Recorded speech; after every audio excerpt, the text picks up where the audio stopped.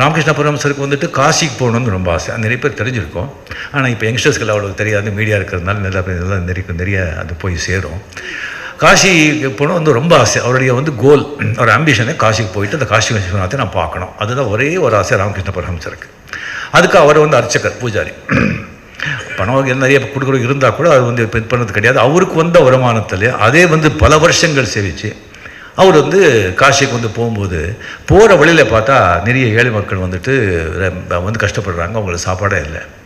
அங்கேயே வந்து நிறுத்தி அந்த கொண்டு அந்த பணம் எல்லாமே அந்த ஏழைகளுக்கு சாப்பாடு போட்டுட்டு நான் காசி விஸ்வநாதனை எல்லாரிலையும் பார்த்துட்டேன், ஆண்டவன் எல்லாரிலையும் நான் பார்த்துட்டேன், இனிமேல் அங்கே போக வேண்டிய அவசியம் இல்லை அப்படின்னு வந்துட்டாங்க.